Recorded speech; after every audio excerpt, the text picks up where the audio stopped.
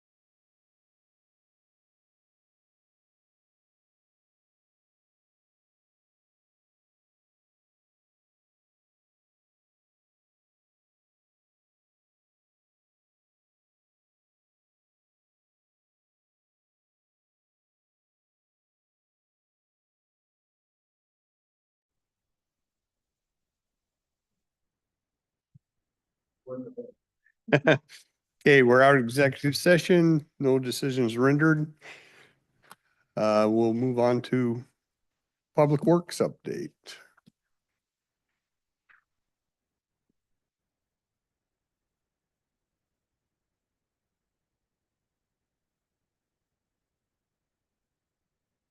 Good afternoon, Commissioners. Savannah Clement, Public Services. So last week we talked very briefly about our Hall of Justice HVAC project, and I let the board know that we would have Lauren with Millig here this week to present. And so I'm pretty much going to hand this over to Lauren. I do have a packet for you guys. I'll walk around as she's kind of starting, but there will be some time if you guys have questions. Or comments. And then I had also briefly talked to Lauren.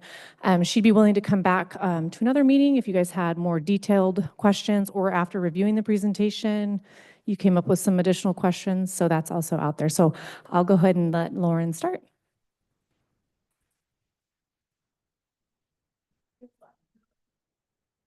All right, am I good?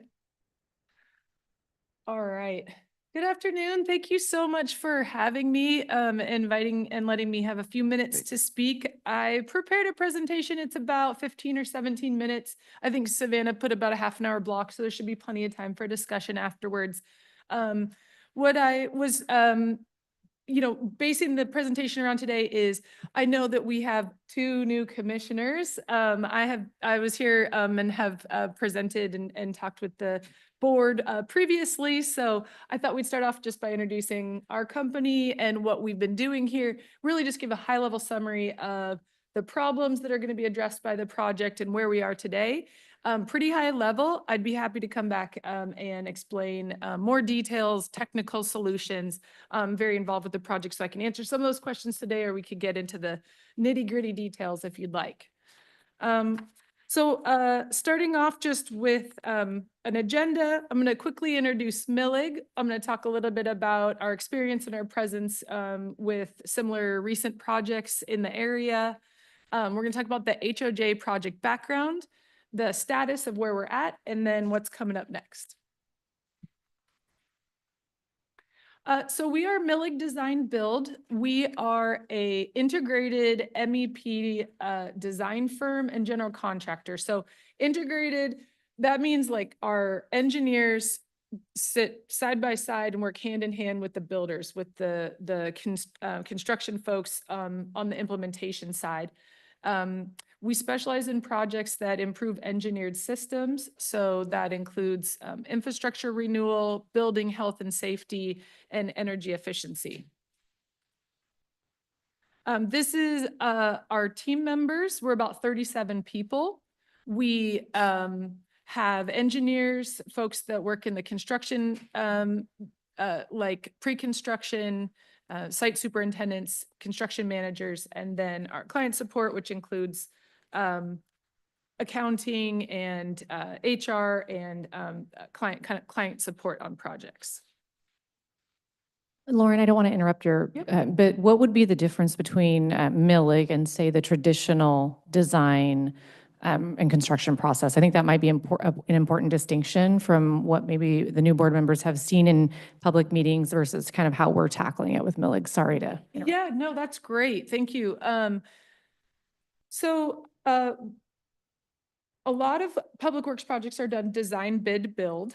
There is the owner hires a design firm, and then they put those documents out to bid, and then they hire a trades or general contractor to implement the project. And then there may be a third set of work with a commissioning agent or other specialty services, and the owner holds all those contracts with separate entities.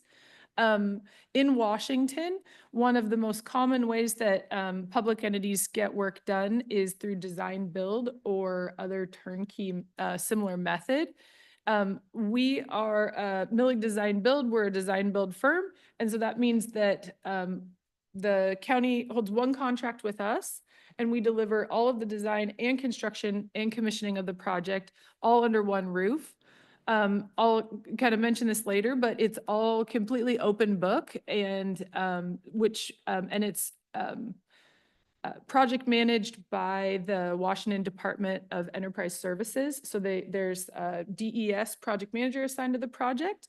all of our, in reality, it operates kind of like a cost plus fee construction model. So there are all invoices, all timesheets, substantiation of all costs associated with the project. And then there are design builder fees on top of that. And then the all of the management of the project is completely transparent and open book in all of the cost, and whatever costs aren't spent under the guaranteed maximum price are returned to the county. So the county only pays for actual services rendered and actual construction, direct cost of construction of the project. So it's a design, so it's a design build under the Washington ESPC program moderated by the Department of Commerce. I'm happy to explain more. Sometimes that helps with visuals. I didn't bring those today, but I can if we have a desire to talk through it a little bit more in the future. Okay, so our values at Millig are something that really drive the way we move through projects and the conversations and decisions that are made every day. And so these are the values of our firm. We do right by people, solve problems that other people can't, focus only on what matters to our owners, and never cut corners. So our projects are for people, and I think the Public Works Department, and we'll discuss this a little later, but this project has to work for Cowlitz County. It needs to fit your budget. It needs to fit your needs. It is your project, and we are helping you execute your project. We seek to hire folks and have a culture where we solve problems that other people can't. We think if we can do really good work that's really difficult, we are going to have great success and job security. Focus on what matters. That's really important. We see a lot of scope creep, a lot of over design. We see a lot of issues in the industry around that. And so we really look at staying focused on the primary goals and what the owner needs out of the project. And that's really what we're doing at the HOJ.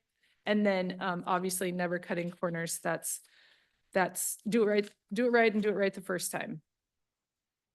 I was just going to touch on our experience. This is a map of Washington. One more slide. Thank you. We do more than 50% of our projects are with counties. We also do a lot of work with school districts. We're doing work with folks like Washington State University, where we're 3/4 of the way done with a $5.5 million project there. Community colleges of Spokane. And we have a lot of county clients. These are folks where we're doing multi-million-dollar major facility upgrades. Island County, Spokane County, Lewis County, Skagit County, a lot of kind of medium-sized counties in the state. These projects include things like jail, HVAC and controls, and comprehensive courthouse and administrative building upgrades, and all of our county projects are executed in existing facilities.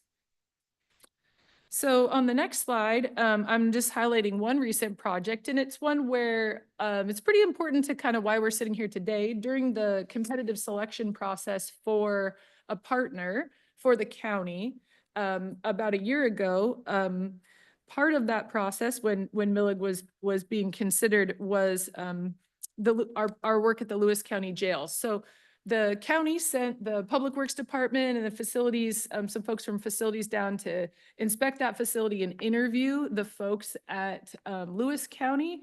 Really strong recommendation from them for the work that we did at the jail was really a good part of why we got selected and why we're here today. So this project was at a 350 bed, fully occupied, 100,000 square foot jail. It was about $5.1 million.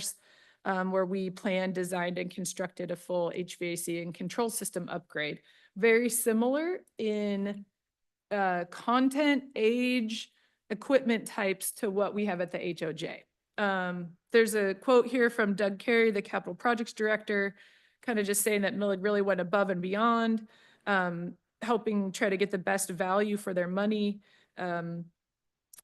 writing grants and processing utility incentives, doing stakeholder engagement and communication with the folks that work in the building, and just a very positive recommendation.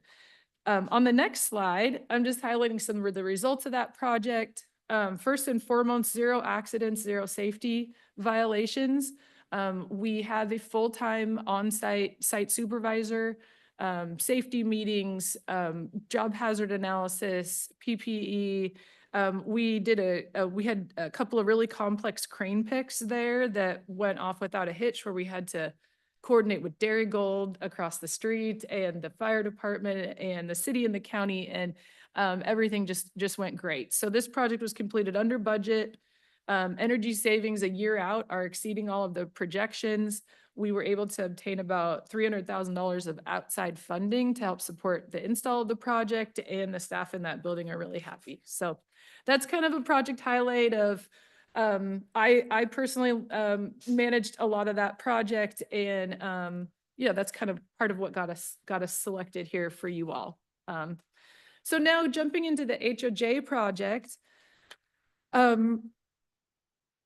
I start with the kind of the problem statement, what really drove the county to want to do something about this building. First of all, it has very high annual operating costs. It costs over $200,000 a year just to pay for electricity alone in that building.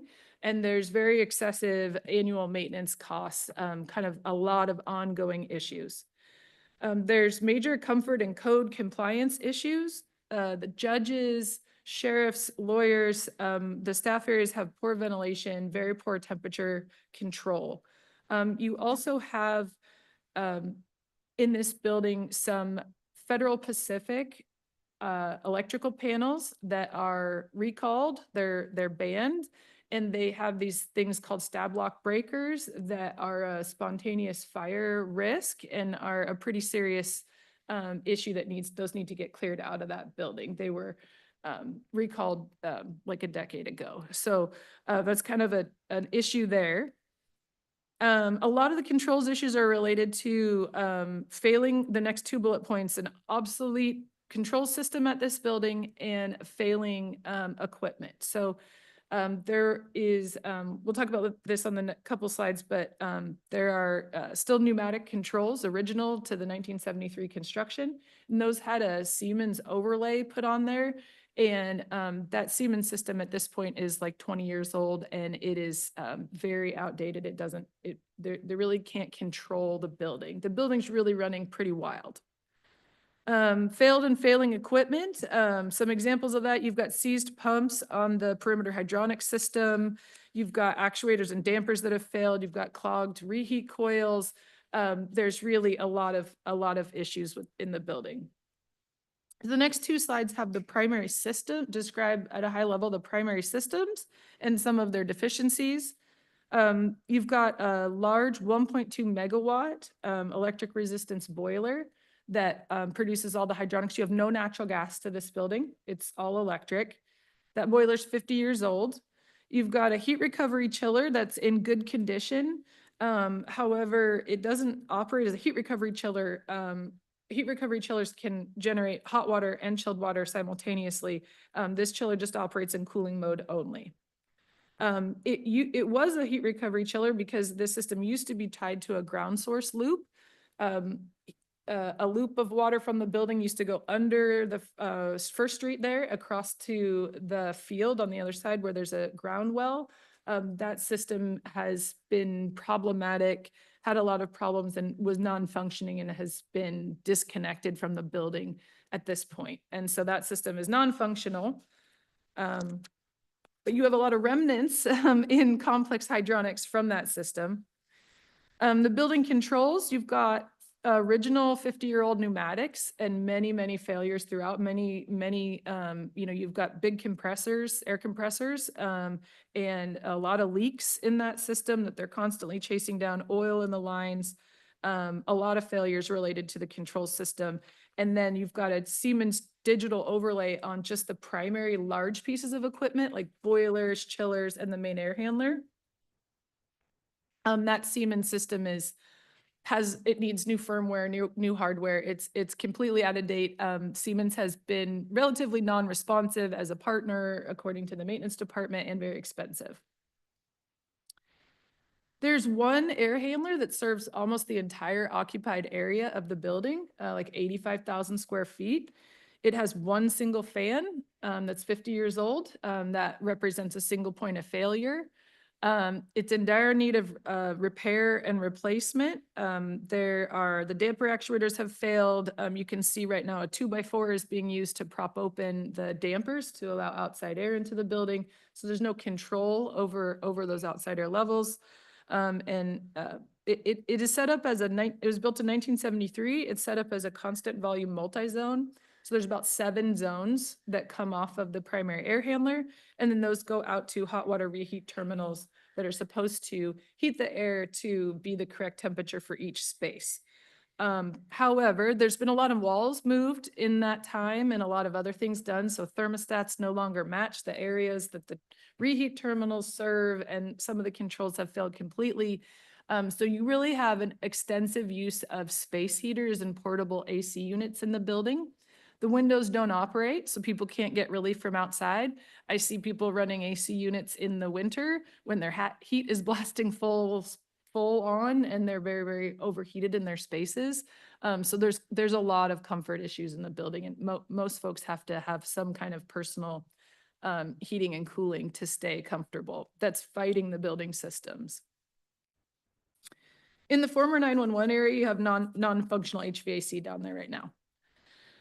So with all these problems, we embarked, at least a year ago, I don't have the date on me, to figure out what to do. And here are the parameters that we came into this project looking at.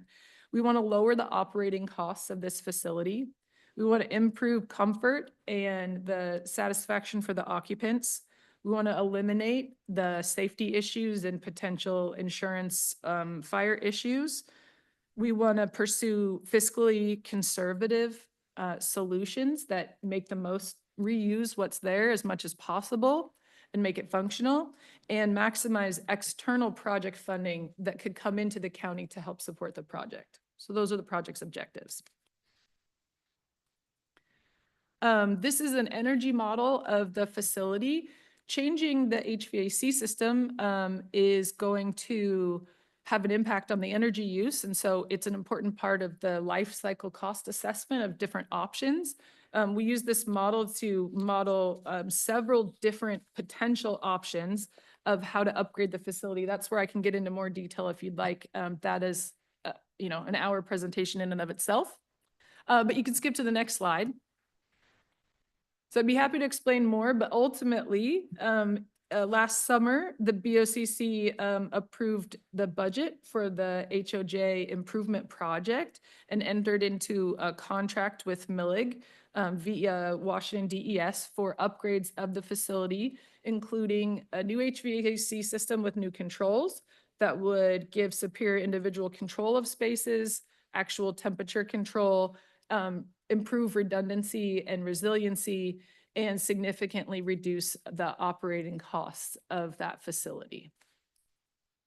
We also were engaged to design and install a new electrical system with replacement of the Federal Pacific components and a general modernization of the 1973 electrical components. We also were tasked with exploring replacing the lighting with LED lighting and potentially some ceiling improvements, as well as pursuing all grants and incentives that could help support the project. All right, so that was the engagement that we began. Well, I've been here a long time. I started looking, we've been talking about these projects for 5 or 7 years. and so this is the actual design contract. So what you're looking at on the next slide is just sort of a general overview of how these projects go.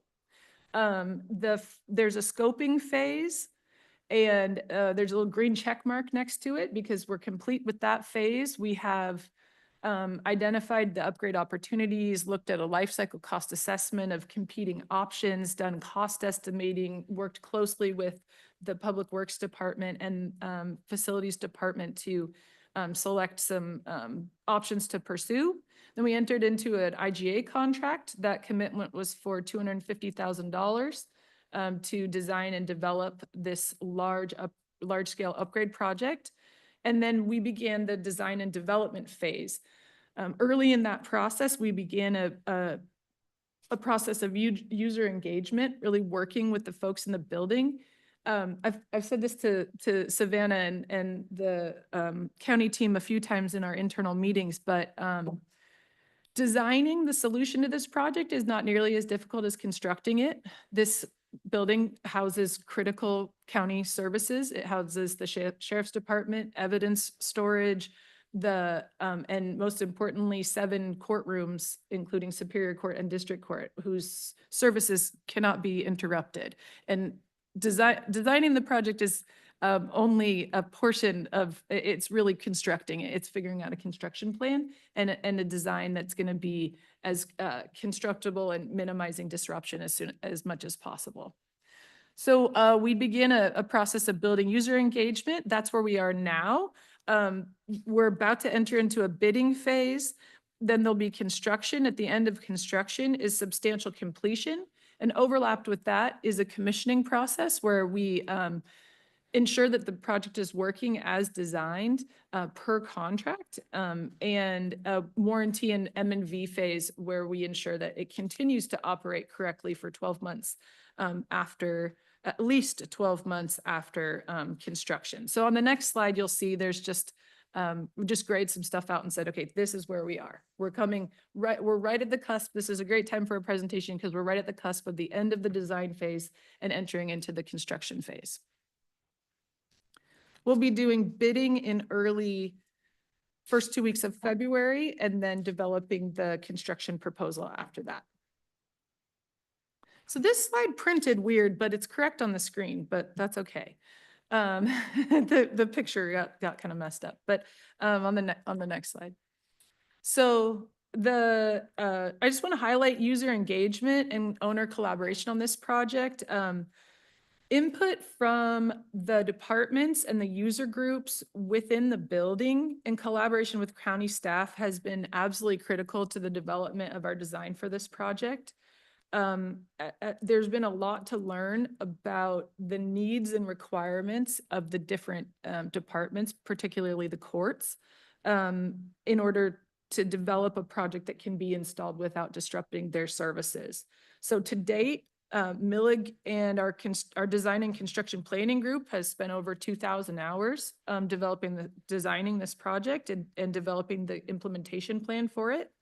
We've spent over 100 hours with the county and with user groups. We've been presenting at monthly user group meetings with about 30 leaders of folks that work in the building, and that's been going since August. We have spent about 12 hours with the head of the county clerks, the head of the superior courts and the district courts, doing listening sessions, really trying to understand what their needs are and what their requirements are so that we can do this with as little pain, construction with as little pain as possible. And we are meeting with the judges at the end of this month, and we have a project stakeholder event planned for February to really kick off to make sure everybody's informed and understand what's happening with the project. This is all happening very, very early and very proactively. We are looking at beginning construction in September or October. So we are working early with those teams because there are going to need to be changes. We are going to need to do active construction in the building. So we're working on condensing court schedules to a little bit reduced so we can have some time where we can be in there and disruptive. We're going to need to change out the main electrical distribution panel for the building, which will cause like a 3 to 4 day power outage for the entire facility, where we have IT and server rooms, and there's a lot of coordination that has to happen, and we'll be heavy. We've been heavy into that process for several months, and we'll continue to do so right up until construction begins. Okay, so what are our next steps, or what can you kind of expect to see coming up? This is a shot of our BIM model. This is the This is the HOJ, and we have, construction in existing buildings is very complicated. There's a ton of existing infrastructure from piping and conduit and electrical to HVAC ducting and equipment. And so we have BIM modeled the entire building to coordinate and deconflict our design project to basically entirely replace the HVAC and electrical system in this facility. So that's a shot of our BIM model. So the next steps are delivering project manuals and bid documents, distributing those to a number of local contractors in several different trades, conducting site walks, doing detailed bid reviews, and allowing some opportunity to update bids as needed. This is extremely complex, large project, so we need really engaged, high-quality subcontractors that understand the project, and we need to be able to compare apples to apples. So this bid process is a really big deal. And then development of the final guaranteed maximum price and the construction contract. So we will be providing an open book, guaranteed maximum price, and that maximum price includes all design, development, construction management, site superintendent, all of the labor, the construction materials, the equipment, commissioning of that system, M&V, and guarantee of energy savings. And so that will be the next step out of the outcome of the competitive bidding process for subcontractors. And then finally, the other thing that we're simultaneously working on is securing additional sources of exterior funding. Right now, Cowlitz PUD we are engaged with them for them to provide about $250,000 to support this project. We are going to be filling out the paperwork and pursuing the Washington Early Adopter Incentive for hopefully in the ballpark of another $200,000. And I'm working with Savannah and the team to develop a Washington Clean Buildings Performance Standard grant application. It's due January 30th. It'll be for LED lighting and ceiling work that would really help the project. And so we'll be looking for those funds. I don't have it on here, but we're also working with Savannah to support an application to the Washington Association of Counties for about a $73,000 grant to do some auditing work to support clean buildings on some other buildings in Cowlitz, not directly to this project, but so several kind of grants and incentives that we're trying to bring to help bring this project cost down. Okay, so that is the high level overview of a couple thousand hours of work that we've been working on for the last 8 or 10 months. And yeah, so happy to answer any questions or collect information or questions and come back and do another presentation in the future.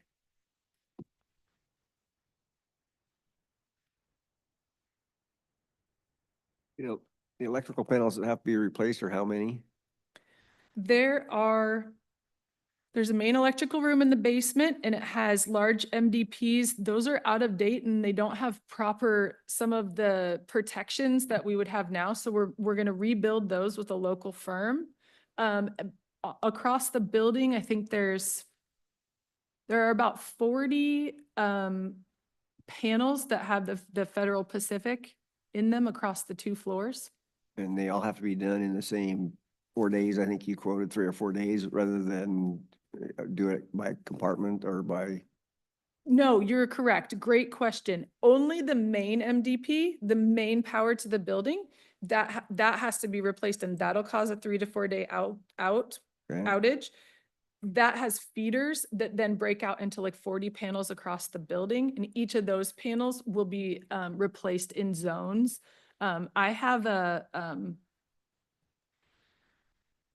We have a electrical, we're working on developing an electrical map for the IT department that shows what panel serves the receptacles and light circuits for which areas of the building, because IT has server rooms and other things. The good news is the server rooms in the HOJ are already independently fed by their own little air handling units, so we don't have to worry about that. But we do have to either put them on generator backup or make sure that those they'll be on generator backup during the outages. And then the panels will go down in sequence as the mechanical and electrical work of each of those zones is completed. Okay.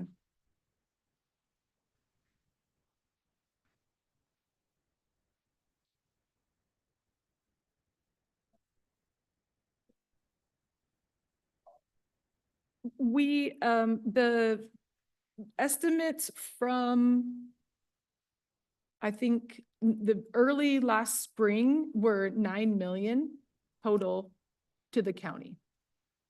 So we're looking to, it is a high cost inflation and high construction cost increase environment. We are looking for outside funding, and we are making a number of collaborative decisions to maintain and get as close to that budget as possible or try to come in under it. We've made a few design modifications pending preliminary cost estimating. Part of our design process is design, cost estimate, figure out where, if we need to get creative. Some of the creative solutions that we've identified include putting it in a different type of system, a rooftop unit to serve the courthouses. Or the courtrooms. We were going to have that equipment in the hallways outside the courtrooms, and there were some constructability issues, noise issues, access issues with that. And so we have found a superior system there. We were also going to eliminate this perimeter hydronic system. We cut open the pipes. We looked at them. We decided that we can refurbish that system and keep it in place and do everything it needs to do successfully. So we've made adjustments along the way. I think we're feeling pretty good. We have a lot of subcontractor interest in this project. There's a lot of folks who see this as their backyard and they really want this work. So I think we're feeling cautiously optimistic that we're on track.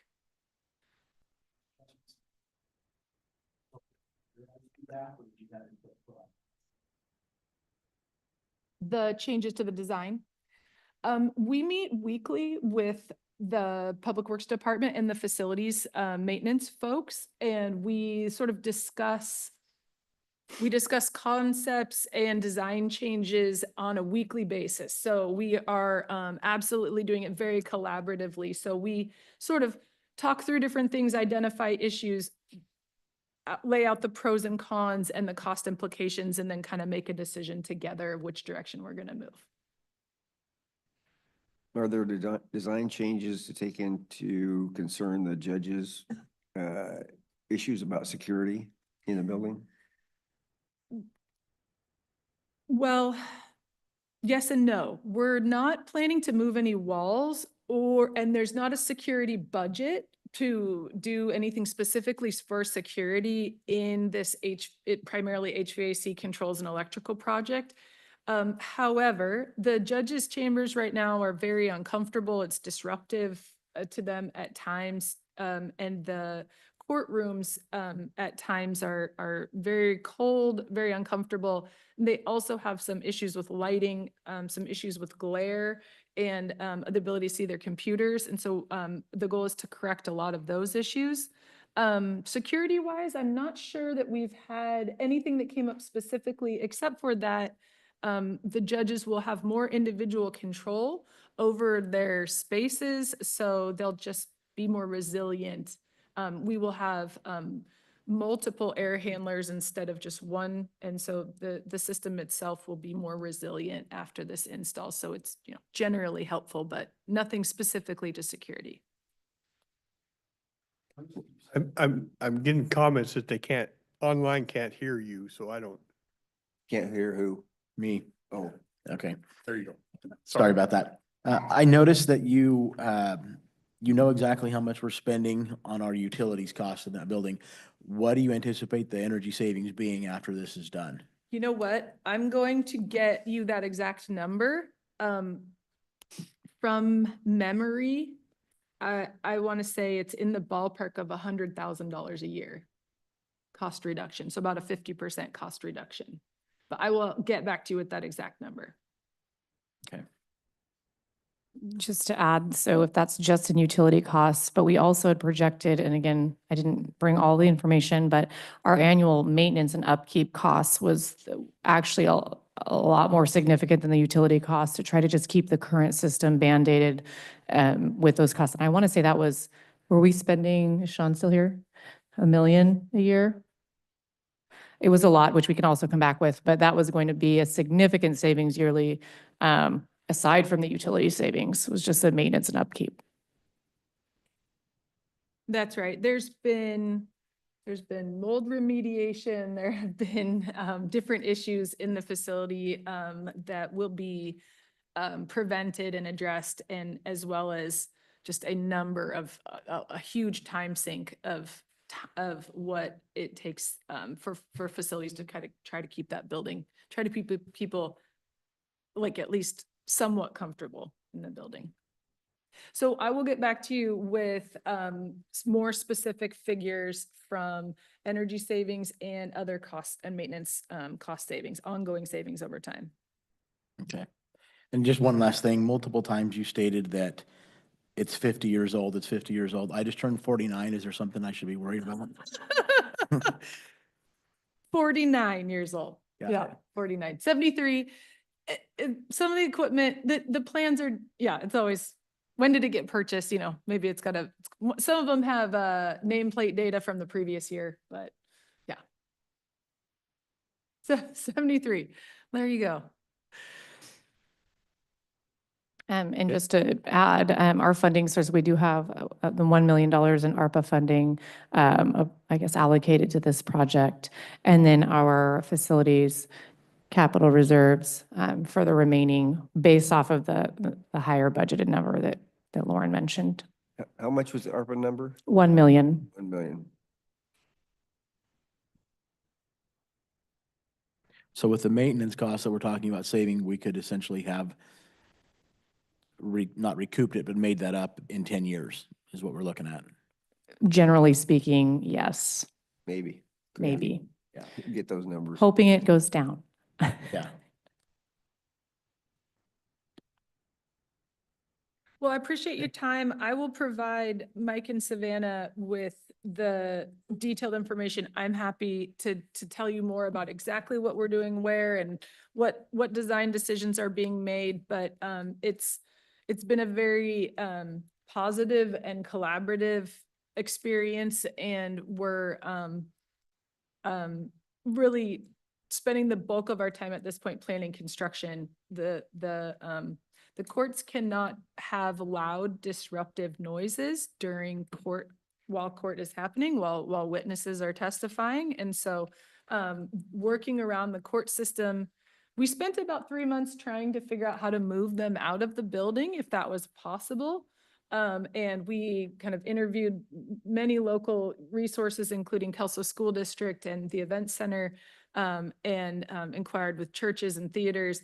That did not turn out to be a viable plan. So the plan now is to work around the courts in situ, which is a challenge, but we've done this before a lot. I just was telling Savannah that we've done major comprehensive upgrades of 4 courthouses in the last 3 years. And so this is what we do. It's not easy, but it is, this one is a good challenge.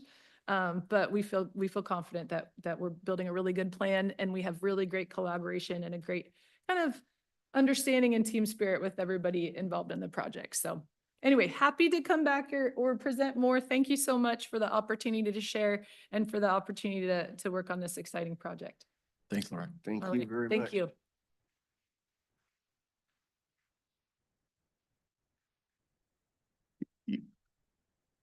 You don't need to do this other? Okay. Okay, so we'll move into 2:30 and Kathy will turn it over to you.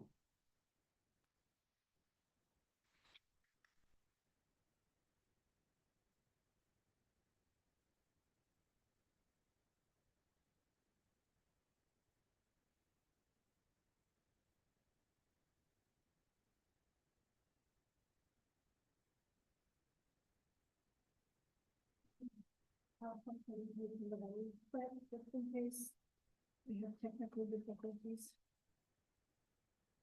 Those don't happen here, do they? Those don't happen here, do they?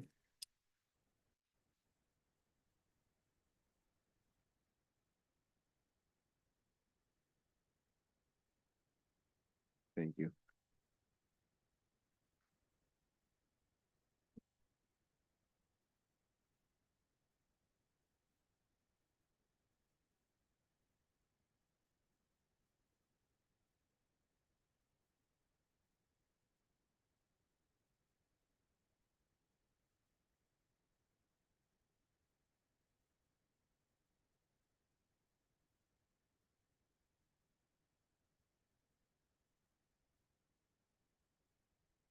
Good afternoon, Kathy Funk Baxter, Finance Director.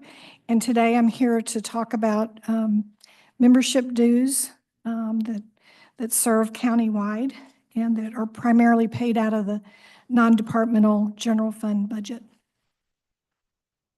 Next slide. And I have some handouts in case anybody wants one. Countywide dues, the top one is our dues for COG, and it's made up of different pieces. Total is $173,247. General dues is a little over almost $112,000. There's a one-time assessment allocated across membership for $19,000 basically for moving. And then EDD support grant match for $20,000 and a metropolitan planning organization grant match of about $22,000. So that's our largest membership dues. The next one is the Washington Association of Counties.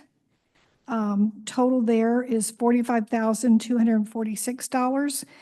And the general dues makes up almost more than half of that number, which is $26,342. The rest of the pieces are what they call affiliate programs, and some of those are paid by Public Works. The transportation is, and solid waste is paid by landfill. The rest of the items on the list are paid by the general fund. And then we also have our Washington Association of County Officials. That's $20,469. Then we have the Cowlitz Economic Development Council for $19,642. And then we have two smaller ones, Kelso Longview Chamber of Commerce for $2,525. And the National Association of Counties, which is $2,109. So in total, these add up to $263,000 of dues. And then thought I would spend a little bit of time explaining some of the benefits and background of each of these. The COG, and I gave you a handout from the COG. So we've been a member since 1961. They have a very good outline of the benefits, which the first item is there's a medical stabilization pool, and the cumulative benefits since 2010 that they presented in their handout is about $972,000 of cumulative benefit to the county for participating in that.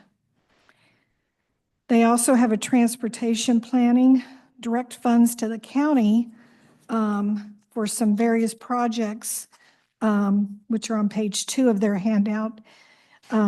Totals a little bit over $5 million. Cold Creek Improvement Project, South Cloverdale Road / Confer Road intersection, and then Delameter Road reconstruction. In addition to that, they also provide support and economic development, and various projects, that's on page 3, that they've awarded for areas within the county, not specifically to Cowlitz County, but within our county, and those specific awards are a little over $5.6 million. And then lastly, they also outline their community development support for interagency collaborations, buildable lands inventory, and first responders handbook. Are there any questions on? Yeah, do you want to take COG. them? Yeah. I'm looking through this. The county is a participant in the program and experienced savings as an initial result of the program. So what I'm talking about, this medical rate stabilization pool. So we got a savings the year we joined it. And the assumption is that we're compounding whatever that savings is over that period of time. We're assuming that our rate increase for insurance is the same as everybody else's, right? I mean, if everybody else is 5% and we're got charged 6%, aren't they making that up? I don't know that that's the case, but we're making an assumption that our rates are no different than anybody else's, and we're compounding that initial savings. I'm just trying to be clear on that. Do we have somebody? I think we have someone here from the COG that may have helped prepare this schedule. Hi there, Bill Fashing, Director of the Cowlitz-Wahkiakum Council of Governments, or the COG. Commissioner, I'm not sure I'm going to 100% answer your question, but generally speaking, since the creation of the program, we've been about half of the increase in cost of insurance for the Kaiser program that is under this program as the national average. So there have been consistent every year cost savings for the county and other participants of this program, the way it was designed with wellness and other things. And there is my understanding is though that amount every year is basically the amount that was saved that year as a result of the work that was done under this program. So I'm not sure I answered the question, but it is an ongoing every year savings. Somewhat, if you're saying our increases have been about half of the national average. Yeah. I'm not sure what that means locally, but that would. Okay. On the transportation planning, direct funds to the county, COG really, you're kind of aren't like this service transportation block grant program and TAP. These, you're kind of the middleman, aren't you? We are the COG. It's not money you've raised. It's not money we've raised. It's federal dollars that are allocated to the COG to distribute locally. Yeah. And how do they do that because not every county has a COG. How do they do it in non-COG counties? Sometimes the county does it, sometimes other groups do it. But there has to be some type of middle person. There's always a middle person that distributes those dollars, yes. And because the COG is the Metropolitan Planning Organization, that responsibility has fallen to the COG Board of Directors. How do we relate? We pay about 173,000. Is it safe to say we're the one that pays the bulk of things in Cowlitz County? You are the largest in the county. City of Longview is not too far behind you on most of those, but the majority of the benefits probably go to the cities.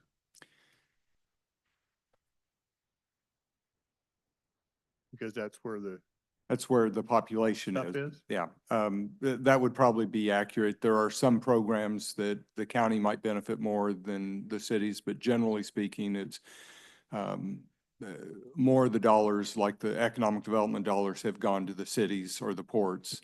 So, but those dollars benefit county residents across the board. Yeah, I get that. And the only reason I bring it up, and I don't necessarily mind, but I hear all the time how the county never helps the cities. And so when I see things where I know that we're helping the cities, I like to have that acknowledged that, There's no doubt the county helps the cities in my mind, so Yeah. I don't disagree with you on that one.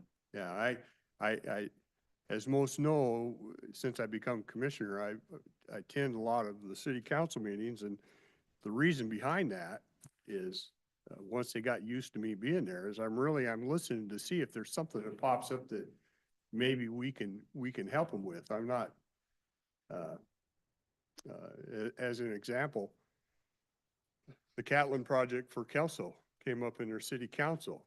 I talked to the other commissioner and said, this looks like, do you want to listen to that? And so we ended up in some money for that. So that's really the reason. I'm just trying to get across the point, because I hear so many times that we're not helping, and it's simply not true. We're always looking for ways to help, and this is one way. I know we're paying the majority of this for this county, and I know the cities take a lot of the benefit of that, and I'm fine with that.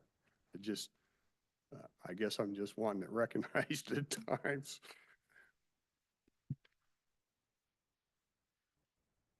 So on the medical stabilization pool, am I to understand that we have essentially over the last 15 years saved just under $1 million? On the medical rate stabilization, that's my understanding, yes. That's an estimate built on whatever parameters they use, Yeah. but And our representative on that from Gallagher put together those numbers, our insurance rep that serves the county, the COG, and the other participants there. He could not be here today, but would be happy to have him come back and get into the gory details of that savings. But I do not have that expertise to dig too deep into it. and I know we have departments that utilize COG for the transfer. Let's go back to those TAP funds and those type of things. So I know we take advantage of using you as a middleman. I did, at the Kelso Council last night, it came up, and I did have a question for you on that. It's a little different than this here, but it talked about, they had their lobbyists for the state lobbyists there, and they were going after some dredging funds through COG. What Me the- about that, because I don't What, see that happen. it's not dredging funds necessarily. It was operational funds to assist with the Spirit Lake Toutle Cowlitz River Collaborative ongoing operations, which may lead to dredging somewhere down the road, but it, like you said, probably won't lead to dredging anytime soon. So, Oh, but it's, because the way he it's, presented it sounded like we were asking the state, or Kelso was asking the state for dredging funds. I think it's really money for operations to help support the Spirit Lake Collaborative is what the ask was.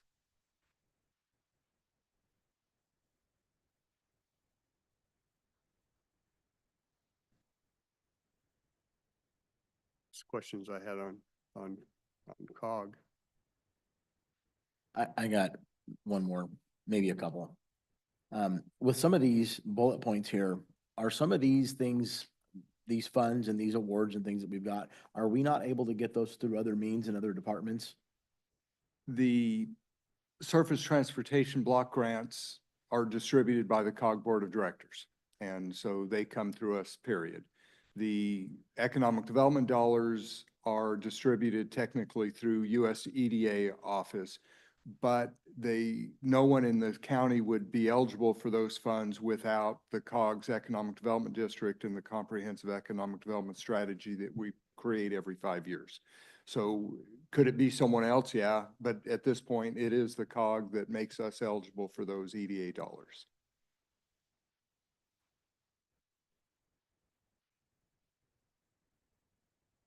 I've always, I guess, had opinion of the economic development side of things that be focused on bringing in businesses and industry to help in the cities, the counties, specifically the whole county.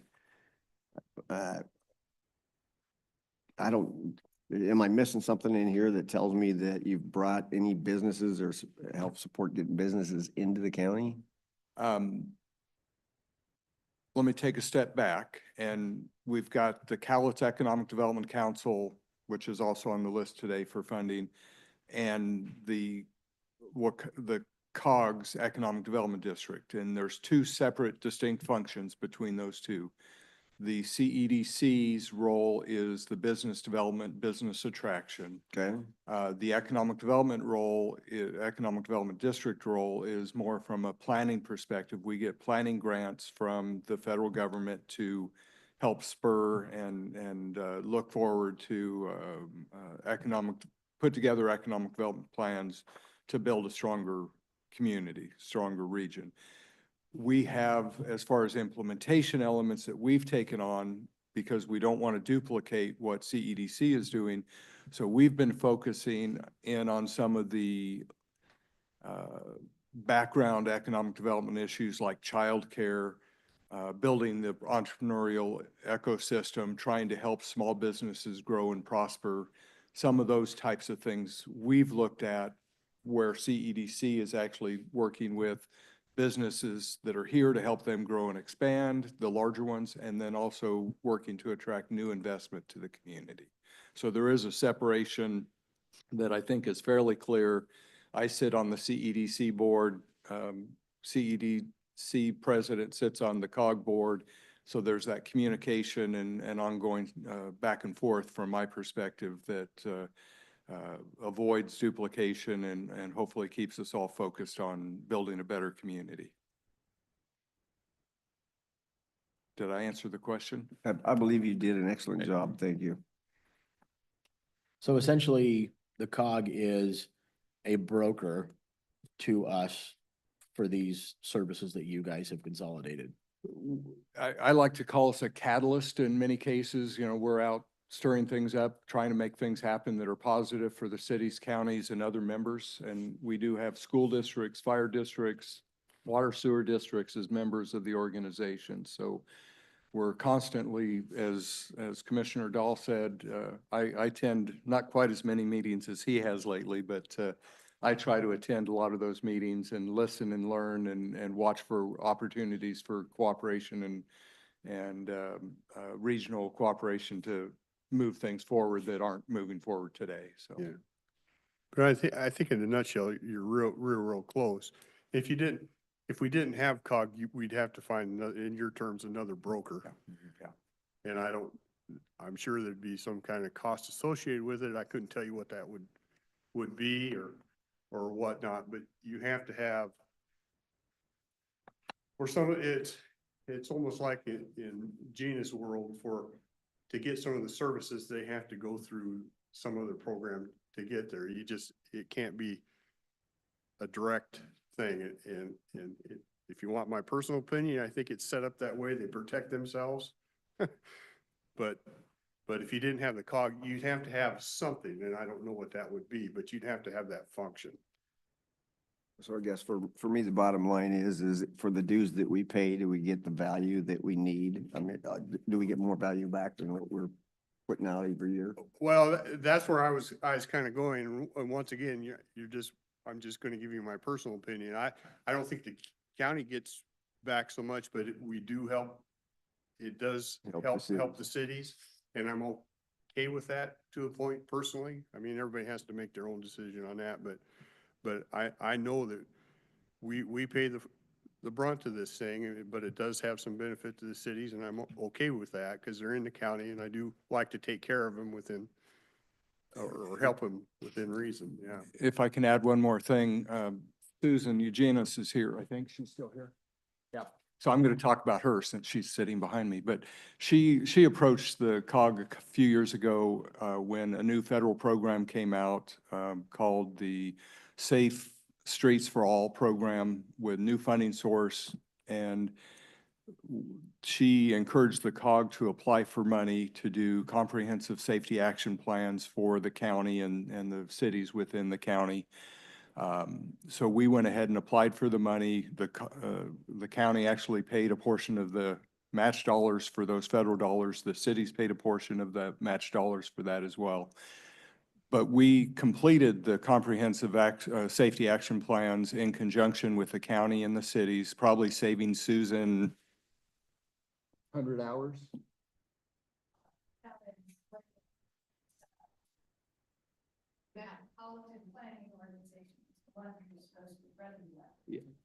So by Susan coming to us, asking us to help get a safety action plan in place to make sure the county was eligible for safety dollars moving forward so that we could make safety improvements to county roads and streets.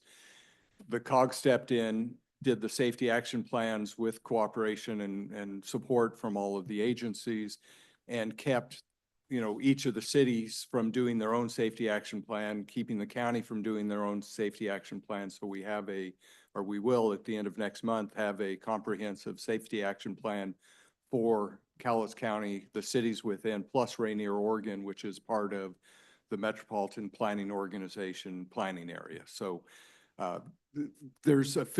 hopefully there's some efficiencies in this extra layer that you're dealing with. But we are responsive and try to do things that add value to our member agencies. Is Safe Street, is that Longview's new bike lanes and all that? Don't No. tell me we had a hand in doing We- that nonsense. We probably did way back Don't when. ask if you don't want to know. But this is moving forward from here. What kind of safety improvements need to be built into the system to protect all users of the system? So it will include bike and pedestrian facilities as well moving forward. Now, our particular district includes how many counties? I know Well, it's there- more than just us. Correct. So the Council of Governments, by federal statute and with the concurrence of the governors of Oregon and Washington, is the Metropolitan Planning Organization. So that's the Longview metro area is where that started years ago. Then state law came into play in 1990 and created a thing called Regional Transportation Planning Organizations. And that law basically says that if you're an MPO, which the COG is a Metropolitan Planning Organization, then you're automatically the Regional Transportation Planning Organization for that region or that county.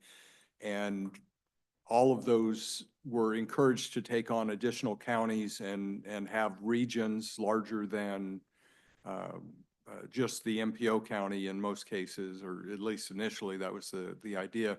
So in 1990, we partnered with Lewis, Pacific, Wahkiakum, and Grace Harbor counties to create the 5-county Regional Transportation Planning Organization. So yes, we do reach out well beyond Cowlitz County in our efforts. More information than you wanted. I was just trying to give them a picture that you're, I appreciate it. Yeah. And you might need to hear it 2 or 3 times before you get it Probably. all. So I'm happy to sit down again and visit with you guys as I've already offered, and I just haven't followed through yet to set a meeting. any other questions on that one? I think the two big ones on the rear are really COG and Wasatch. The others are smaller.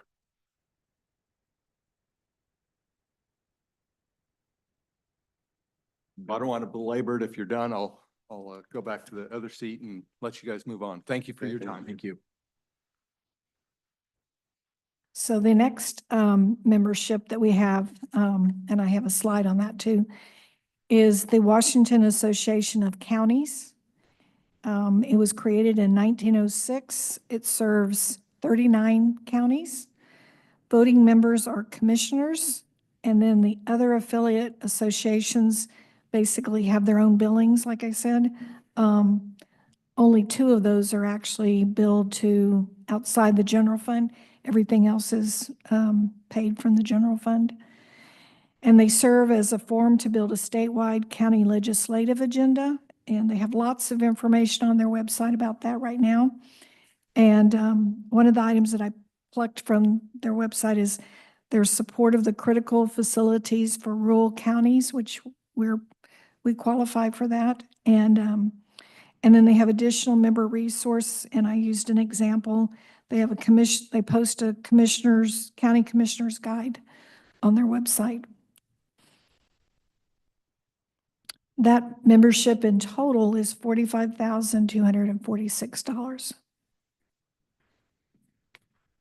I sit on that legislative part of that, and I think the other, I know Commissioner Farrell, I think Commissioner Rader also kind of sit in and listen to some of that. So their main focus really, when they get busy, is during legislation time. And the purpose is the counties come together and come up with a combined legislative agenda that they will pursue. And not all counties agree with everything on it. I certainly don't. There's things I vote no against all the time, but I'm voted against. I'm outvoted. But they try to take I'll give them this credit. They try to take issues from all the counties and see if they can make that work in there. They have engaged in a lawsuit on behalf of the counties in the past. What else do they do? They do offer some educational resources. You guys have been to, I think, one of them. Yeah, part of their bylaws, they have to have 85% agreement for Yeah. anything that they will pursue with the legislature, because that's just their bylaws says 85% or they don't touch it. Yeah. They leave it to the individual counties to be involved and to represent themselves if they don't have that 85% approval. They work real hard on trying to find more revenue for counties. They work real hard on trying to make sure we don't get hit with unfunded mandates. It's hard to do. So, I'll give them that. I'm more of a person, I don't need any more laws. I just need them to start getting rid of some of those, and they don't work very hard on that. But that's because the majority of the counties are not telling them to. You want to borrow my red pen? Yeah. Start scratching. I saw a stat of the 4 western states, Oregon, Washington, Montana, and Idaho. And like Idaho to date had, I think, 41 bills introduced. So far in Washington, there's over 900. It's just, Yeah. it's nuts. Anyway, they do try to provide a collective voice. They have lobbyists that go up there. We can go with them anytime we want. If we want to show up on there, they welcome that. So they are engaged in that. If we didn't have them, we have pretty good communication with our representatives and our senators. I think we'd have the ability to run up. It's just more of a collective voice. If you're just looking for my 2 cents, I wish they'd work on some non-regulation things, but that's my personal wish. Well, they're trying to fill a bunch of empty spots right now because of a new commissioner rollover. Yeah. I think through that organization, I also read that they promote the counties making recommendation for statewide boards and committees. Yeah, that's a good point. They do have a hand in some board appointments. I know I think they have a hand in appointing some people to CRAB. They recommend, I think they actually have a hand in appointing to the building and code. I think they have, so yeah, that's a good point. They do get asked on some of those, but I can't give you the whole list of who they're asked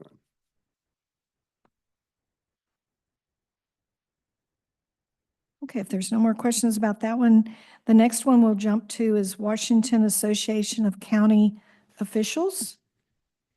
And for this one, we have at least 7 officials, elected officials that are represented by this association for us. The total bill is $20,469 annually. And I, being the little accountant in me, I divided that by 7 and said, that's less than $3,000 per office. They list as their priorities legislative advocacy, education and capacity building, outreach and engagement. And then I have at least 3 elected officials here. I have Emily, who's willing to come up and speak, and our treasurer, Deborah Gardner. And then I see Carolyn is also here, our auditor. All 3 of those are represented by this organization. So in a short description, what's the difference between the two? Why do the 2 different organizations exist instead of one? The one is for countywide, and it's more for commissioner level representation and participation. And then this one is more for individual functions and offices of the county, the elected officials. Electeds within the county? Right. Okay. So everybody but you guys Yeah. are on Waco and you Turn- guys have turn your own. Is your mic on? Yeah, you just I don't can't like hear you. hearing my voice. Mhm. Yeah, so everybody but the commissioners are on Waco and then you guys have your own representation. Okay. And you use them often? I do. As I say, Deborah can speak to it also, but just as an example, in the last, well, a little over a year, Department of Revenue stopped running our education program for the Assessors Association. And because we're accredited through the state, we have to have continuing education. So that fell to me. And that was a 2-person's full-time job that got dumped on my plate. And I said, I don't know how to manage all of this with my normal duties. And Waco stepped in and they have been amazingly helpful. They run to the bank for me up in Olympia. They manage a PO box and send me everything. They have started hosting the classes. One of the things I noticed immediately was that we were paying too much money for renting facilities when as government, we inherently have facilities. And so they're helping coordinate where we can have free classes instead of paying for facilities. They have moved towards helping me find sponsorship for classes so we can actually save all the county's money instead of us paying for our students to attend the classes. They're looking for ways for us to not have to pay for that. And that's on top of all of the legislative support. I think Deborah had some examples of how helpful they are with that. Yeah, as a newly elected official, you come in and you don't know all the roles and all the things that you need to be handling. And, you know, we have our own association, like I'm involved in the Washington Association of County Treasurers. And I pay a dues to them. It's only $200 a year. So it's very low. But then the Waco will help out our separate associations with legislation that, you know, we need help with. So one of the treasurers in the state is our legislative chair. She got, you know, asked to be the legislative chair. If you don't know anything about all this legislative, the process, you need help. And Waco's there to help guide us with how we deal with the legislation, how to write white papers, you know, to explain what you're trying to get across, to talking to the representatives, introducing you to representatives. You know, they're there for all of those steps. If there's a bill that pops up that has to do with treasurers, they notify us and say, hey, this is going to be a hearing. You want to be on there for support or be on there against it. They're watching out for those types of things that, you know, I don't have the time to do that, or I'm not involved in all the legislative items. So they're there to assist us with all of those types of things as well. And they have it's a way that they have their a newly elected conference. So if you're newly elected, everyone goes and you get to learn about the other elected positions. They have different classes that you get together with the other organizations and talk about. They even have, they had one on, how to speak with your commissioners, and they had a commissioner and a treasurer up there talking back and forth on different things. So there's just a lot of education for those types of things for people that aren't, experienced with all the things that we need to do as elected officials. So I did write down some statistics for you guys, just to give you an example. So of the staff we have up there, they have a combined 60-year experience in the legislation. So that is very helpful. And as you guys mentioned, they've introduced 900 bills so far. We can't track that. We can't decide when to testify, when to not testify, what needs help. And our job is to represent the citizens as well as we can. And that means having some ability to track that, because there's a lot of bills that get passed that are not in the best interest of the citizens. We also have to watch for bills that are getting passed that are, like Dahl said, unfunded mandates. And then also ones that go against something that we're doing. So like when they passed the McCleary Act for funding for schools, it still passed even though the assessors were against how it passed, because they were introducing a rate-based into a budget-based system. But that's our job, is to at least speak up and say, do you understand what's happening here? You're passing this, but you need to understand how it's going to play out in real life. It's really easy to pass something on paper that is difficult to implement.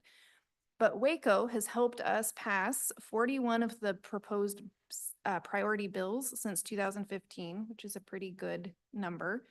Last year in 24, 4 out of the 7 priority bills passed. And when I say priority bills for Waco, that's voted on the membership at large. So everybody gets to vote on what's a priority for the Waco body, because that's assessors, treasurers, clerks, auditors, coroners, sheriffs, prosecuting attorney.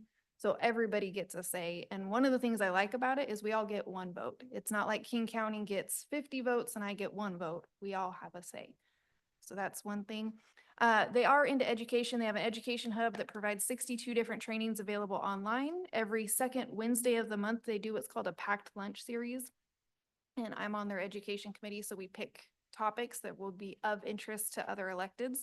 So we've done staff performance analysis, ethics, cybersecurity, digitalization of records, recruiting and retaining employees, managing stress, just to name a few of the things.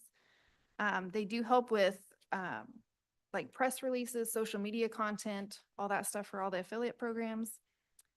And they have a yearly conference that allows cross-affiliate collaboration, communication, and training.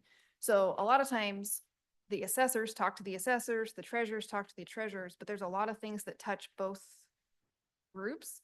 And so having the ability to get all the people in the same room at the same time and kind of hash through some of the challenges is a really beneficial thing for all parties, I think. Any other questions?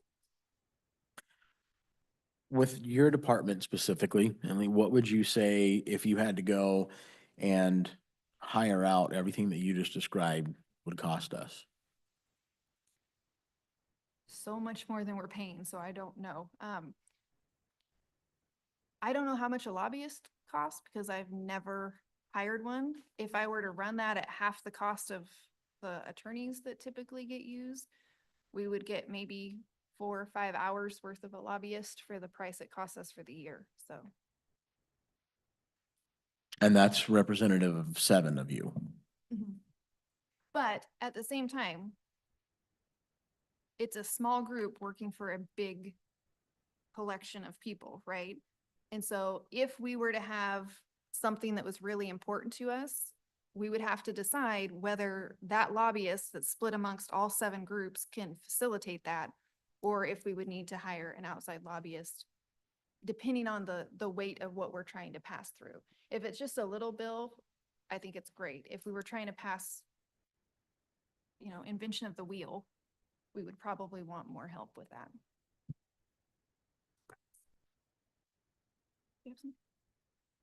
Were you done? Yeah. I wasn't going to say anything in this meeting, but I wanted to give you some additional ideas and thoughts on this topic. And since this was added as an agenda item, things have progressed with my association, Washington State Auditors. We had an executive board meeting last week to authorize the spending to hire our own lobbyists because we have outgrown Waco. So when Waco says that they represent all affiliates, that is not true. Waco does provide the opportunity for each affiliate to propose 2 priority bills.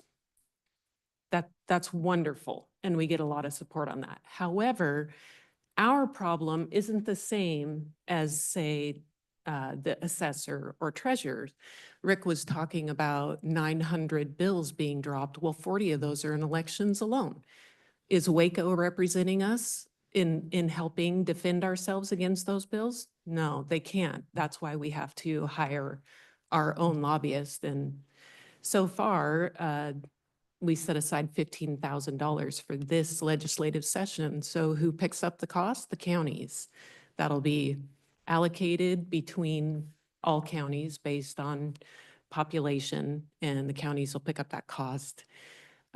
You asked a really good question. I think it was Steve. What's the difference between Waco and Wasac?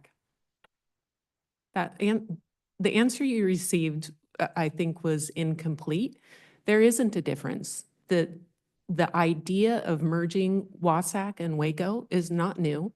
It's been proposed multiple times in the past. Both organizations want their own autonomy. However, in a time when we are facing budget shortfalls and we are asking people to be more efficient, now is the time to say, hey, put your money where your mouth is. Why are you, if you look at their number 1 priority, county legislation is their number 1 priority. They even share a building. Why aren't we working together, pooling our resources and being more efficient? And I'm going to add one other issue. Not all counties pay for Waco. Several counties have bowed out. So I decided to come up here and speak about this because if we don't speak about it now, I know you're going to be revisiting this next year. It's going to be much bigger next year because the dues for some of our counties that are larger than us, I'll use an example. Benton County's bill was $120,000 for Waco, their portion. It's not affordable. It's not efficiency.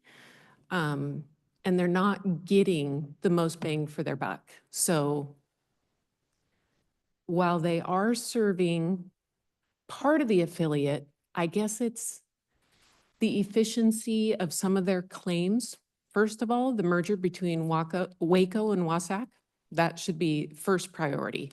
And the second priority, the billing method of saying that you're including all affiliates, you represent all affiliates equally across the board and charge all of us the same.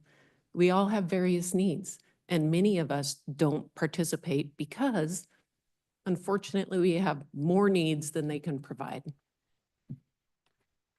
Is their fee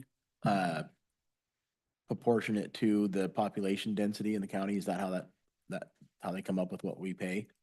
Yeah, amongst the state. So it's allocated amongst the different populations. You see that in Wasac too. King County is no longer a member of Wasac. Yeah, They right. don't pay the bill. Pierce and Snohomish are looking at that also because their bill is pretty high.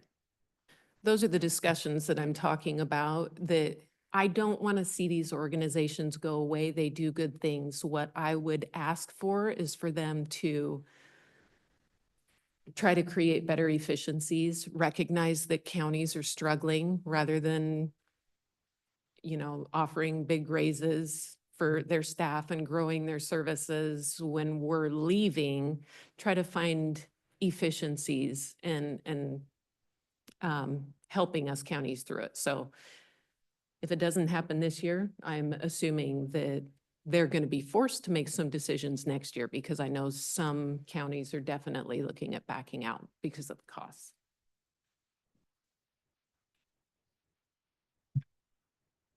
Did you have anything else for me? I think I've said everything. I don't ever want to speak against my fellow electeds. My issue is with two government organizations that do the same thing and charge us. It's like double dipping just because they want to maintain their own autonomy. So it's my issue. I appreciate your apologize. comments. I didn't know that was what we were talking about. I thought we were talking about our dues, or I would have been a little bit more prepared for that. Well, the reason we're paying the dues is for what? I mean, I want to know what the value is that we're putting money into an organization for what? And what are we getting back out of it? If there's a positive reason for us to be involved and we're getting our money's worth, that's what I want to hear. That's what I want to know. Educate me. You can look at it this way too. We're basically paying about 65,500 for lobbyist activity on behalf of counties through those two organizations. Maybe you guys should join ours because yours seems expensive. Well, one lobbyist a year, if he's full-time for somebody, is probably more than 65,000. Just in Yeah, all honesty. I'd bet on it. I'd make a pretty Yeah. healthy bet on it. And I can tell you Wasac, I think, has 3, maybe 4. I don't know what Waco has. We have 4 full-time and then we have a lobbyist. So if you look at it that way, the cost is combining as a group is more efficient. You can certainly do it alone. It would cost you something. I think it'd be a good conversation to find out if the two organizations could be combined and improve efficiency. Yeah. Especially with trying to be dollar conscious in this day and age. I can tell you this, what we pay for the lobbyist firm that we hired to keep us representative in Washington DC is 85 a year. And he's a lobbyist from which? For who? Now you're gonna make me recall the name. CFM, yeah. And they have a group of, the one I'm most familiar with is David Hodges, who we work with quite a bit, but there's a group of 4 or 5 in that group that kind of keep track of us and work the issues we tell them to work back there for us. And so just that one firm alone, we pay 80 to 85 for. And so who So else you'd be, besides if us, we who do did the they- same thing at the state, you'd be right. I would guess we'd be in that ballpark. With none of the other perceived benefits. Right. And so that only represents us? Well, they represent other firms and stuff too, but they represent Cowlitz County on the issues we give them. Okay. Well, and I do think this is a good conversation to have with Waco and your organization, and maybe there's potential there. But as far as funding 2025, I would hate to cut myself off at the knee with hopes that in the future we can combine things. As it sits today, this is important to many of the elected officials. Yeah.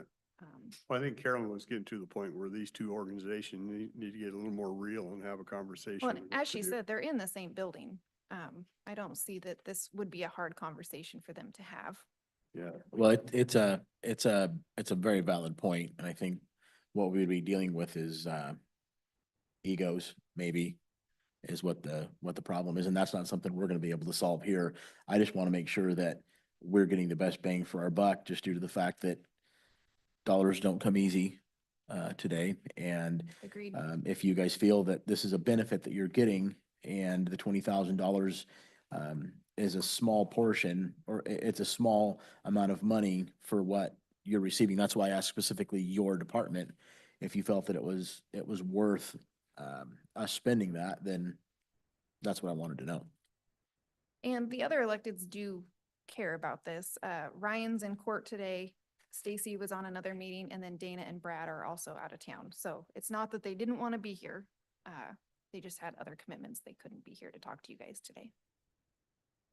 Well, and I know with Stacy, the clerk, Stacy Michael Bust and Dana, I mean, they didn't tell me to speak for them, but I have talked to them and then they both value this organization and they need it as well. As far as the sheriff and the prosecutor, I'm not sure about them. And I do understand what, Carolyn's saying with the elections, they have so many more bills that they need that extra help, that they're hiring their own lobbyists, their association. And I don't know the history of these two organizations and them combining it all. I haven't been involved in any of that. Well, this just, Ray, it's meant, this is just research, education, and a good conversation. We're not gonna snap our fingers and change anything. But it gives me room to go back and at least have conversations, because that is not something I was privy to before. That conversation had not been had in my presence, so. Well, I think if you guys as a cumulative whole went back and had this conversation, it would send a message, because a couple of counties have already dropped out of Wasac, and that has sent a message. And I know that they're looking at revamping how they collect their dues because of the fact that people are leaving their organization. Yep, and I plan on being in Olympia all week next week, so I'll have a meeting with them and see. Okay. You guys done with us? Yeah, thank you. All right, thank you. Thank you. Better question is, are you done with us? Yeah, there you go.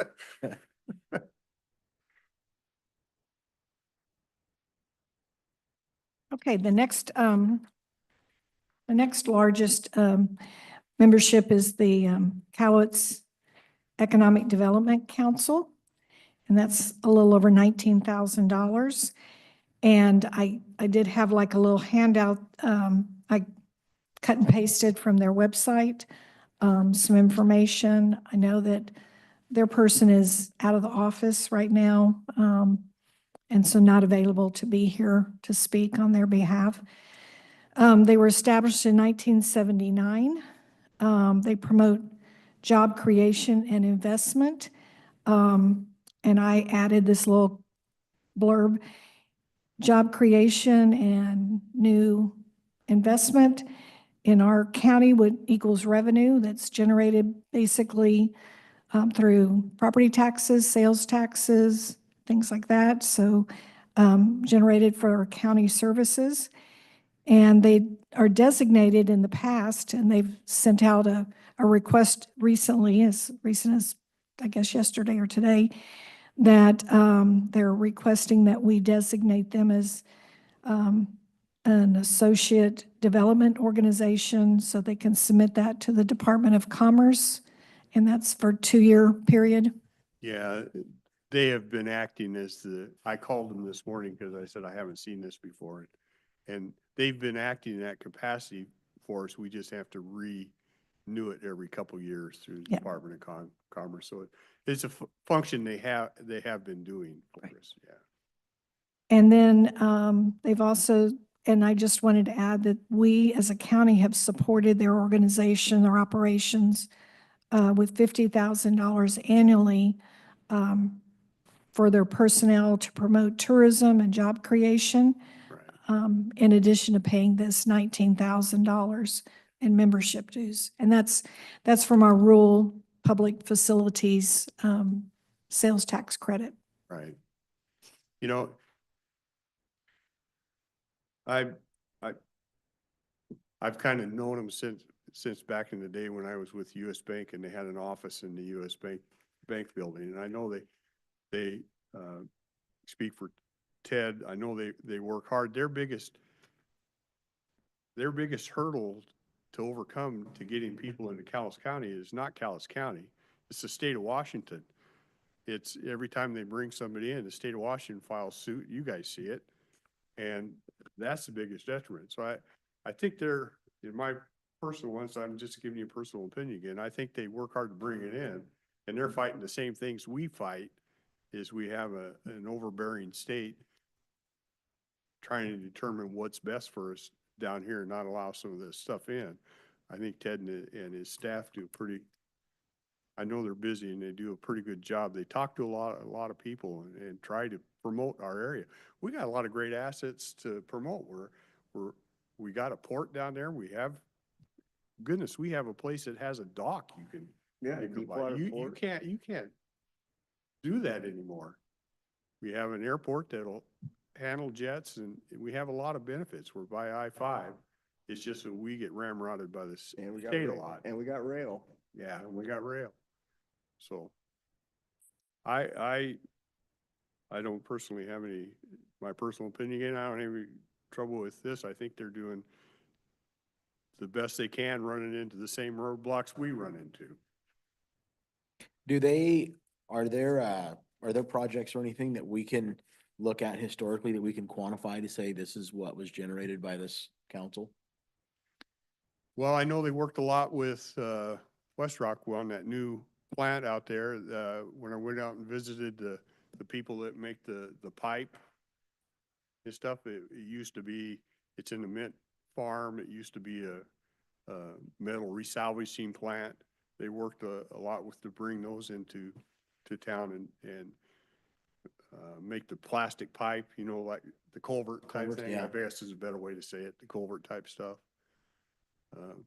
And when they had their annual meeting, they had a lot of information and literature about all the different companies that have expanded or come to the county.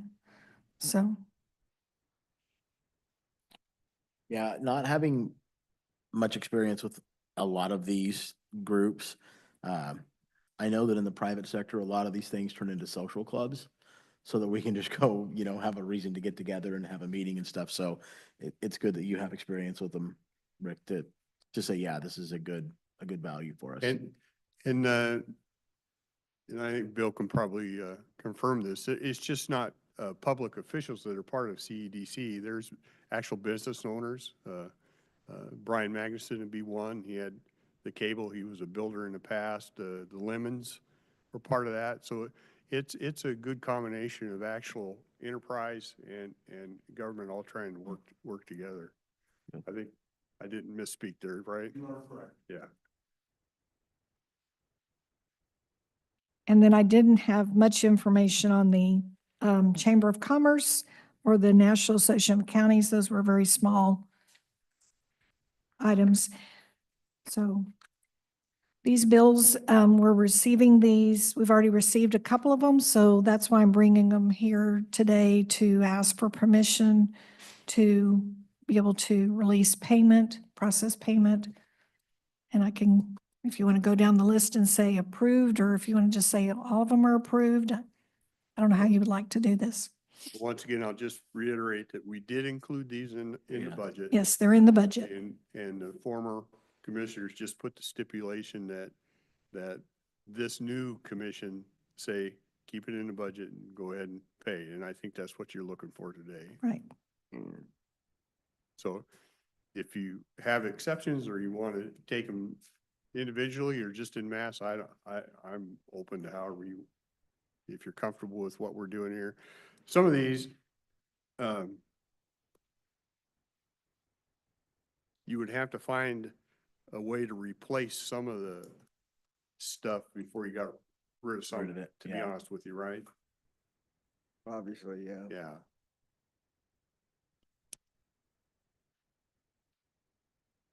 It sounds like we benefit from them in one form or another, Yeah. so.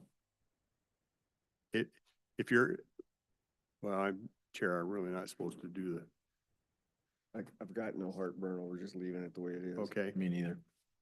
So what I'm hearing is let's just go ahead and put them in the budget and go ahead and pay. Yeah. Does that work Okay, for you? yep, that's what I needed. I was instructed to not pay any of these bills until we went over them and the benefits, so that the county commissioners can understand why we're paying these membership dues. And I think over this next year, we'll get more exposure Yeah. to things and it'll, and I think that was really the purpose of it, is the other two just wanted to make sure that they got some additional exposure to what we do. Okay, Okay, thank you very much. Thanks, Kathy. Gina, I know you want, I know You've been waiting patiently, so. Hey, don't you have a?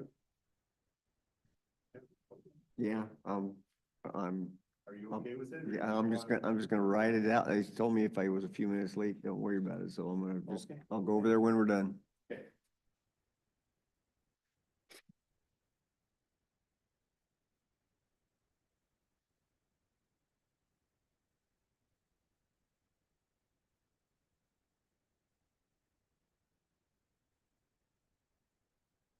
Thank you.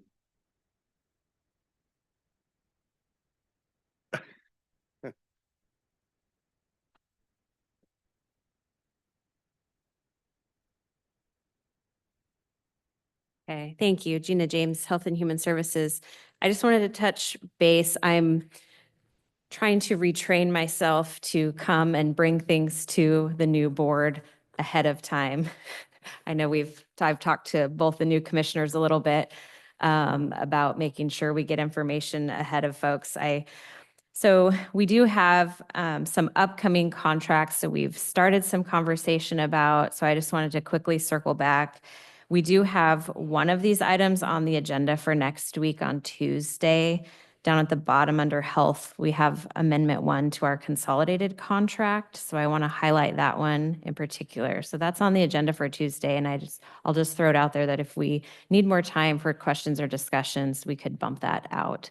But I just wanted to kind of bring it to your attention today, have some brief introduction conversation about it. And then obviously I'll be back on Monday as well for the agenda review meeting that we can have some more conversation. That amendment number 1 to the consolidated contract, that's our contract with the Washington State Department of Health. We just entered into a new contract cycle with them. It's a multi-year contract. So the previous board just signed that contract in December, I believe. It was essentially just the general terms and conditions of that contract. And then what they do is they issue these amendments that add funding and add scope of works connected to the funding. So what you see listed here, the foundational public health services, the emergency preparedness and group B, those are what is coming in amendment number 1. And you can see the funding connected to those on the far right column. We're not seeing anything different than what we've seen in years past. It's kind of our standard allocations. The emergency preparedness funding, I'll point out it's a partial allocation. We see this often with this contract where they'll issue part of the funding in the first part of the contract cycle. And then when the fiscal year changes over, they'll issue the second allocation, making up the annual amount. The contract runs on the calendar year. The money runs on the state fiscal year. So it's a little bit wonky. This whole contract is a little bit wonky. So I wanted to, like I said, that this amendment's on the agenda for Tuesday. So I wanted to make sure to just kind of get some information out, let you know I'm available for any questions or discussions. You're welcome to give me a call. I'll also be back on Monday, as I mentioned, for the agenda review meeting. So we can talk more about it then too. And if we want to bump it out of ways, we could certainly do that. So is this mainly just for bookkeeping purposes? I mean, and you're just letting us know it's not going to really alter any services or anything like that? No, and no, it's not going to change anything we're currently doing. The foundational public health services funding, that's the 1.4 million. That amount is newer to us, and you have probably heard some conversation earlier in the year about that what we don't spend at the end of the fiscal year, we return to the state. Last year, we returned, I think, over $800,000. So all of that funding, we have those conversations here and with Board of Health about what we do with that funding moving forward. So So in the, I think you gentlemen got questions on that during You the did. day, did you not? on the, under current allocation, it's got a 6-month span there. mhm. That 1.4 doesn't get paid out in that full 6 months. I mean, that it's not gone in that 6-month period. So, right, so at the end of the fiscal year, so at the end of June, if we've not spent the whole 1.4, we will return back to the state what's not spent. But then they turn around and issue a new 1.4 for the starting July 1. Okay, So has been our annual allocation. What we don't spend in the year's time, we return to the state. and the number for public health, the reason it's so small in that same time frame is, Can you elaborate? We the were public health emergency 79,000 last year. preparedness number. Oh, the emergency preparedness. It shows Mhm. 79 for the annual allocation, but it shows 31,000 for the current allocation in a 6-month period. Yeah, so they did a partial allocation there. And so what we will likely see later in the year, once the fiscal year changes in July or August, there'll be another amendment where they're allocating the remainder of what is sort of our annual allocation. Okay, Mhm. Do we typically exhaust Group B and emergency preparedness funds? Group B, yes, emergency preparedness, we have in the past, but we also used to have a position that that was doing a lot of those activities. That position was vacated last year and is not refilled. And so we're participating in some of these activities, and we can bill our time towards this budget line. But I don't anticipate we'll spend all of that for that reason.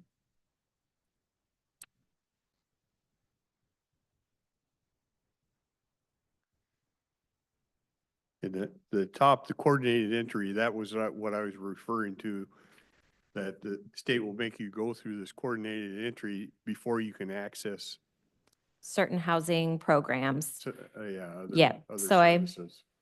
Yep, so I have these on the list. These contracts aren't yet scheduled for a meeting, but I wanted to just make sure we're having conversation about them. So we have the coordinated entry contracts. Here, we did a request for proposals a few months ago. We received 4 proposals back. 3 of them, Emergency Support Shelter, Family Health Center, and Community House. Those are the agencies we have historically worked with. I would like to continue to work with those agencies. We also received a proposal from Lower Columbia CAP, and I have them kind of pulled down separate there in the bottom. I would like to move forward with the 3 that we've been working with. I would like to continue conversation with CAP about what that would look like if we were to move forward with them. I still have some questions about their proposal and their budget and some different programmatic things to talk through. But while I'm having those conversations with them to see if we can, land on the same page, I would like to go ahead and move forward with the other coordinated entry contracts if we're in agreement on that. I've listed the amounts there too. You'll notice the 24 contracts amounts and then what we've agreed to, what I've talked to the providers about, what they proposed in their RFP, or what I've negotiated with them as a 2025 contract amount there. Did you kind of base that on activity that they saw last year? Yeah, yep, exactly. So we essentially, we decide how much we're going to give them. Is that what I'm hearing you say? Yeah, so they'll propose an amount, and we can agree with that, or we can negotiate, depending on what that looks like, so. And so you brought these numbers down from last year due to the numbers that they were dealing with. Right, basically based on their, what they actually billed us. It's reflective of, the work that they're doing in the contract. And so Family Health Center actually proposed the amount you see there. They were kind of right-sized it on their own, and Community House kind of carried over the same amount as what they proposed, but through conversation with them, we agreed to bring it down to the 25,000 amount.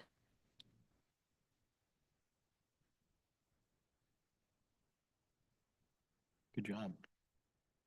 So those are the coordinated entry contracts. The other contracts I have listed there, emergency support shelter operations. We have had a contract, this contract for a number of years. It's historically been about 100,000. In the last 2 years, we have had an additional component where the county is agreeing to match up to $50,000 of their private donations.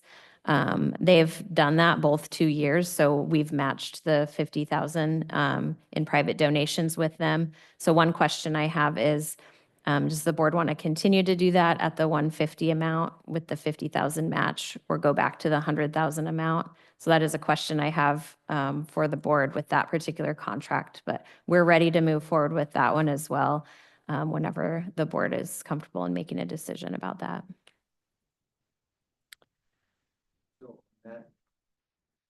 On that number, the 150,000 is after the match, and our donation is how much of that? So we provide 100,000 for their basic shelter operations, and then an additional 50,000 in match to their private donations. So the 150 amount is what we have paid to them. I see, okay. Mhm. So their total budget could be 400,000. This is what we're allocating. Yeah, Right. Yeah, this was the part, they get money from other places. I think the cities do stuff. they may Whatnot. get, yeah, I think they may get some from Longview. Yeah, They do get a lot of private support donations. They also have a lot of a, private support, and we did, mhm. the gist when that was first done was kind of, we didn't want them just rely on the money. We want, because they'd always been out asking for private, and we said, well, if they get 50,000 in private, we'll match another 50, and that was kind of the gist behind it. Yeah. Well, I'm absolutely in favor of making them work for their money, so I like the match money type Yeah, it's a great approach. incentive. If anything you can make happen for that type of a program. So just kind of keep it status quo. Yes. Don't forget Yeah, I it. think so. Yep. Does that work? Okay. Okay. Mhm. I think it's a great incentive. Do that. And then we have a contract with Housing Opportunities of Southwest Washington. So the first one for the Phoenix House.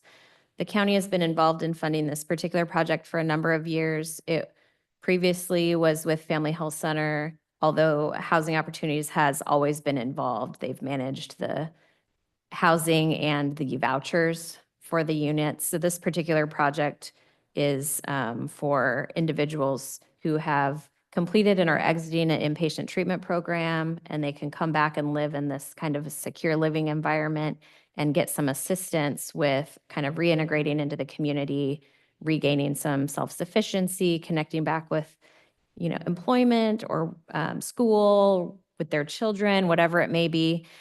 So our contract supports the case management for the individuals living at that facility. So we have had a contract, like I said, historically with Family Health Center, and it's now with Housing Opportunities for that particular project. So that one's coming up for a renewal consideration. Gina, if they'll come in, because Family Health didn't want to do it anymore, and Housing Opportunity said, we'll take it over. And when they presented to us, they had some different ideas that they wanted to work through that. I know They wanted to run it a little bit different, so I'd be curious on how that's. I'm happy to invite them in to share out. Yeah, I know they did propose, they wanted to change the staffing model a little bit.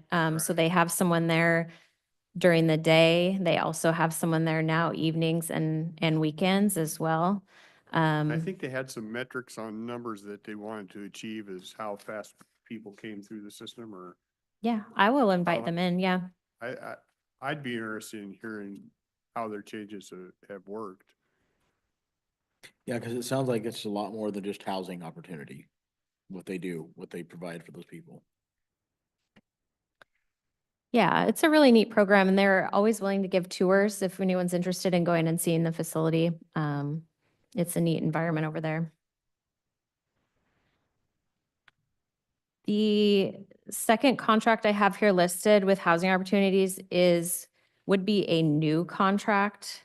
And I don't know if Commissioner Dahl might recall some of this, but when they submitted for funding to support Sunrise Village for the construction costs. There was a small component that they included in that proposal to help them get started with staffing. So they were asking for $60,000 as like a one-time to help them get started with leasing the units and getting people in the units.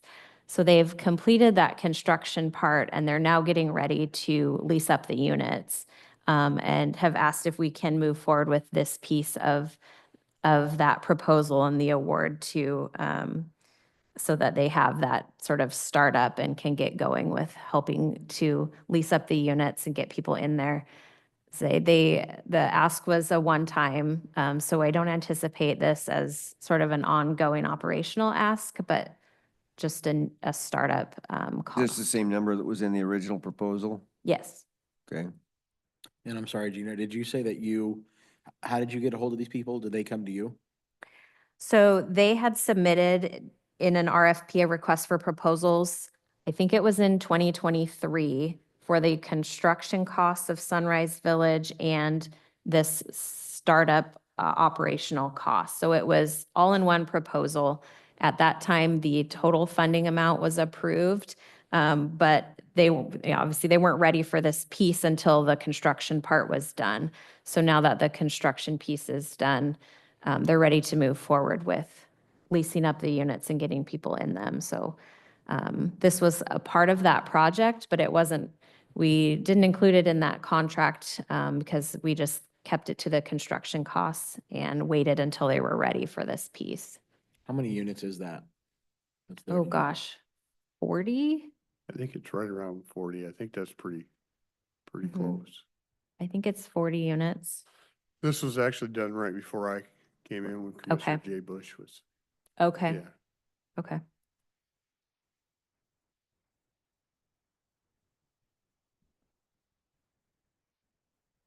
So you're giving us we'll talk about them again on a Monday before they come on the agenda. Yes, and And- like what's on next week is that consolidated contract, the health-related item, that's on for Tuesday's agenda. These other items are not scheduled yet, but I would like to move them forward and get them scheduled. But wanted to make sure I'm getting some information out and starting conversations. So if there are questions, if you're looking for specific information, please reach out, let me know so I can get whatever information you'd like to be able to consider it. Yeah, well, I know the coordinated entry is a reimbursement thing and Mhm. so they're only getting back what they're billing you for. And Right. And we do plan to bill our state contract for all of that. yeah, your state contract's gonna pay for basically all these, right? For most of them, yeah, the emergency support shelter, we will probably pay with doc fees because, yeah, there's a specific doc recording fee that is pretty limited. And so we kind of save that and use that for emergency support shelter. So that will probably be doc fee, but we'll use our state contract for a lot of that. I don't really have any heartburn other than I would like to have an update on Phoenix Phoenix House, House. just because I know they were gonna institute some changes and I'd like to know Okay, what that's done or. I will invite them in. Okay, so don't hesitate to reach out if you have some questions and I will be back on Monday. Okay, thanks, Okay. Gina. Okay, Thank you. Thank you, Gina. All is well. All is well. I got a couple things I'm gonna bring up next week to talk about, and I'll be real quick on this.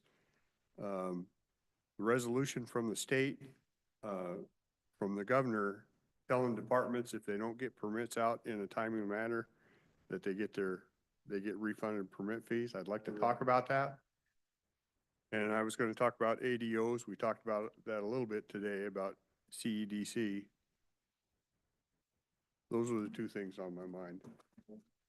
Okay. Other than that, nothing else. We will adjourn. Sounds good. Let Commissioner Carol get over where he needs to go.